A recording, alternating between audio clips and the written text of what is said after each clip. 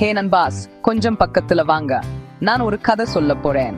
ஒரு மீசை பூனையையும் ஒரு குட்டி எலியும் பத்தி. அவங்க ஒரு சமையலையில வாழ்ந்தாங்க. அங்க தரையில குப்பைகள் இருக்கும். ஒருத்தருக்கு ஜன்னல் பிடிக்கும், இன்னொருத்தருக்கு டிராயர் பிடிக்கும். பூனையின் பேருக்கோ ராத்திரி மாதிரி மென்மையா இருக்கும்.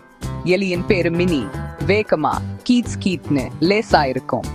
கோகோ மியாம்னு கத்தும், மினி கீன்னு சத்தம் போடும். ஒருத்தருக்கு தூங்குது பிடிக்கும், இன்னொருத்தருக்கு கண்ணா மூச்சி ஆடுறது பிடிக்குது. பொதுவா பூனையும் எலியும் துரத்தி விளையாடும். ஜிப்ஜும் டிப்டாப் சத்தம் போட்டு தண்ணி தெறிக்கும். ஆனா ஒரு மழை நாள இடி இடிச்சது. லைட் போயிடுச்சு, வீடு முழுக்க இருட்டாயிடுச்சு. கோகோ உறைஞ்சு போச்சு, மினி அசையாம நின்னுச்சு. ஜன்னல் ஓரத்துல 2 குட்டி நிழல்கள், ஒரு இரைச்சல், ஒரு உருதல், ஒரு கைதட்டல், பெரிய சத்தம்.